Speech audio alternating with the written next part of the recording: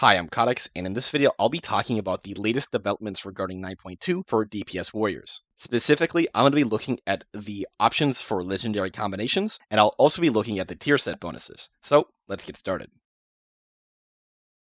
In 9.2, you're going to be able to run a Covenant Legendary and also a regular Legendary. For arms, this honestly doesn't really introduce any unexpected or surprising synergies, and it doesn't really change what legendaries are best, making the choices fairly straightforward.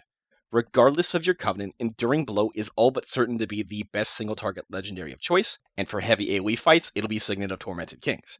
Now, the best Covenant legendary is generally accepted to be Elysian Might, and that's going to continue. While Night Fae Arms was the meta in 9.1, because you're going to be able to run both Elysian Might and Enduring Blow, right now it seems likely that Kyrian Arms is going to be the meta for 9.2. Arms already likes crit, and extra crit damage is quite nice. As for the other Covenants, while on paper the Night Fae legendary Nature's Fury is quite competitive, in reality it requires mobs to stay alive and stationary for far too long to practically be able to get full value out of it.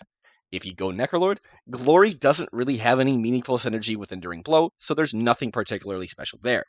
If you go Venthyr, there is a synergy with Enduring Blow and Sinful Surge where both of them add time to your Colossus Smash debuff. The thing is, though, is that they average out to providing the same amount of Colossus Smash time, but with Enduring Blow being more RNG dependent. So it's generally just going to be better to use Condemn rather than Mortal Strike unless you were feeling lucky. Based on this, let's now consider the tier set bonuses and whether or not they open up any new options. The 2-piece bonus makes Spending Rage increase the damage taken bonus of your next Colossus Smash by up to 10%, and the 4-piece bonus increases the duration of Colossus Smash by 3 seconds. The immediate question that I have with this is how does that interact with Enduring Blow? Now, my gut feeling is that it's going to function like In for the Kill, which only activates when you actually press the Colossus Smash button, and it wouldn't proc from Enduring Blow. However, if it does interact with Enduring Blow, then these set bonuses are going to get really interesting. For the 2-piece bonus, regardless of whether or not it interacts with Enduring Blow, it's going to practically function like a flat percent damage increase. Because on average, you're going to spend X rage between each Colossus Smash, and that's going to yield Y% more damage on average. If Enduring Blow counts, then the percent increase is going to be lower, but you're going to have more frequent applications. And if it doesn't interact with Enduring Blow, then each Colossus Smash will get more benefit as you'll have more time to spend more rage, but it's going to happen less frequently, causing them to basically average out over the course of time. The 4-set bonus, on the other hand, would be absolutely insane if it also applied to Enduring Blow. It would lead to a very significant increase in uptime that could even reach 100%. Now, I'm personally not going to get my hopes up and think that these effects are going to interact, but it is within the realm of possibility, and we're just going to have to wait and see once the PTR goes up. For Fury, it's a bit of a different story. From a purely playstyle perspective, some of these double legendary combinations are going to make Fury even more fun to play, at least in my opinion. If you've played Fury much this expansion, then you've definitely become accustomed to the Signet playstyle at this point, and now we're going to be doing that with Elysian Might, which is on a much shorter cooldown than Ancient Aftershock, and that's almost certainly going to be the meta, though hold that to a side for a minute because I'm actually going to start this section out by talking about Venthyr. Being able to run a second legendary alongside Sinful Surge is great, as it gives you two options for what you want to do with that extra legendary slot.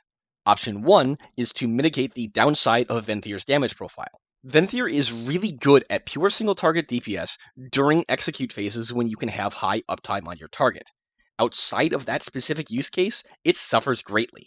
Now, you could run Signet to give yourself decent burst options outside of Condemn and also give you some AoE capability. It's also possible that there could be a hidden synergy here with Signet as well. This is probably a long shot, but with Blizzard Spaghetti Code, you never really know. You see, the prot version of Sinful Surge extends the duration of Avatar. The question is whether equipping the Sinful Surge bonus activates all of the spec bonuses simultaneously, or if only the displayed bonus is the one that gets activated. If all of the bonuses are always active, then if you got an Avatar proc from Signet, then Condemn would also extend the duration of that Avatar proc as well. This would almost certainly be unintended, but it's something that I'm intending to look at once the PTR goes up. The other option that you have with running a legendary alongside Sinful Surge is that you could lean into its damage profile and go even more all in on that single target DPS by running a legendary such as Deathmaker. During condemn phases, you're going to be using Rampage every 3 to 4 GCDs on average, so depending on RNG, you could find yourself with a pretty high uptime on the Siegebreaker debuff that grants 15% increased damage during these windows. For Necrolord, it's basically the same old, same old. There is a small bit of synergy here because running Signet means running Anger Management, and since casting Banner gives you raids, that means more raids to spend, leading to shorter Recklessness cooldowns. But that synergy is obviously nothing mind-blowing. The nice thing here is simply the fact that you're not going to be punished quite so hard in terms of your personal DPS by running Glory. And realistically, we're just going to need to wait for Max to update his spreadsheet on the benefit of Banner on other classes and specs for 9.2 to see just how viable it is to be Necrolord. For Night Fae, despite Nature's Fury working really well on paper, it doesn't provide any special synergy for Fury. One of the sad things is that despite lengthening the duration of the Ancient Aftershock round effect, this does not apply to Field of Blossoms when soulbound with Dreamweaver, so sadly, you don't even get any extra duration to the 15% haste buff.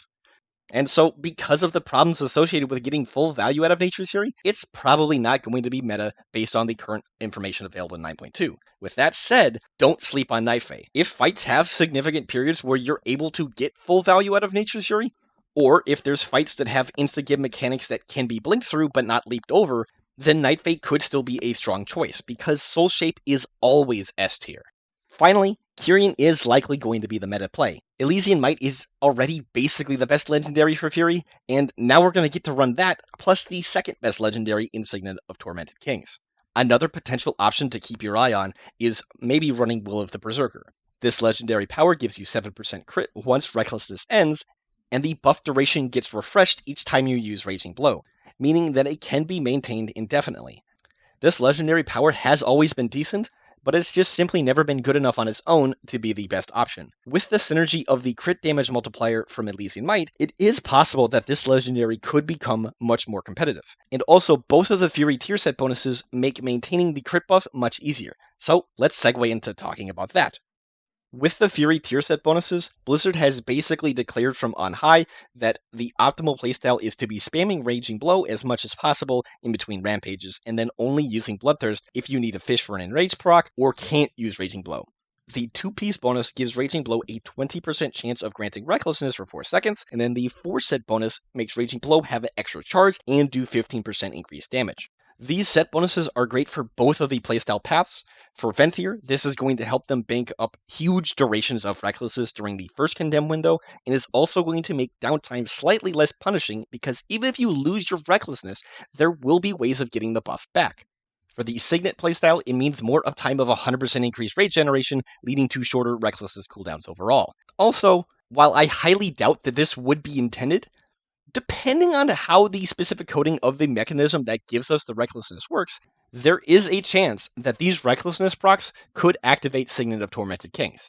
Again, I don't think that Blizzard would let that go live because it'd be really weird. I mean, just think about hitting Raging Blow and that activating a Bladestorm potentially. Also, it'd probably be too good. But with all that said, it is really funny to think about, so that's why I'm bringing it up here. Something else that will need to be investigated is whether or not this effect has an internal cooldown. I'm hoping that it doesn't, but if it does, that's something that could impact decision making and might need to be tracked on our UIs. And those are my thoughts on the prospects of running 2 legendaries in patch 9.2, and also the implications of the data mine tier set bonuses. It's still very much early days, and there's lots of testing that needs to be done once the PTR goes up. It's also entirely possible that there's synergies that I just simply didn't think of. So please, tell me why my opinions are dumb. And also, tell me your thoughts on what you think the most interesting legendary combinations are going to be. Lastly, I just want to say thank you for watching this video, and subscribe for more.